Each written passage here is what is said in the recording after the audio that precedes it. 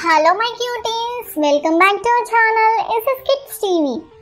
ఇవాళ చెప్పబోయే కథ పేరు గాడిద పులితోలు.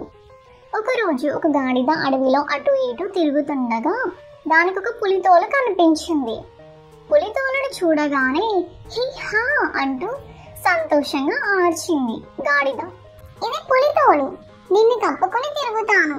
అప్పుడు అందరూ నన్ను చూసి ఏదో వింత జంతువు వచ్చిందని భయపడతారు హహా అనుకుంటూ పులితోలును వీపుకు మీద వేసుకుంది. గాడిద రూపం మారిపోయింది. ముందు నుండి గాడిదలా, వెనుక నుండి పులిలా కనిపించసాగింది.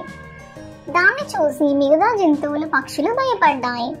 చెట్ల వెనుక, పుట్టల వెనుక పడి పరుగులు పెట్టాయి. తన పథకం పారినందుకు గాడిద ఆనందపడుతూ యథేచ్ఛగా అడవిలో తిరగసాగింది. ఒకరోజు దానికి ఒక నక్క ఎదురుపడింది. దానిని చూడగానే గాడిద గట్టిగా ఆహా అంటూ అరిచింది. నక్క దాన్ని పట్టించుకోకుండా ముందుకు వెళ్ళసాగింది. ఏ ఆగు, నీకు పులి అంటే భయం లేదా అని అడిగింది గాడిద. నక్క పగలబడి నవ్వసాగింది. తనకు భయపడపోగా బల్లును నవ్వడంతో గాడిదకు కోపం వచ్చింది. హీహా అంటూ చాలా గట్టిగా అరిచింది. గాడిద ఓన పెట్టే పులిని ఇంతవరకు చూడలేదు, ఇదే మొదటిసారి అని మళ్ళీ దొర్లి నమ్మసాగింది నక్క.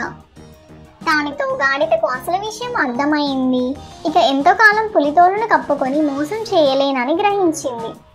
వీపు మీద నుండి తోలు తీసి పారేసింది.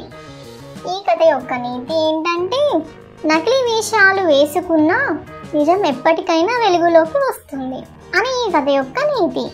బాగుందా పిల్లలు ఈ నీతి కదా? బాగుంటే లైక్ చేయండి. మరెన్నో కథలతో మీ ముందుకు వస్తాను.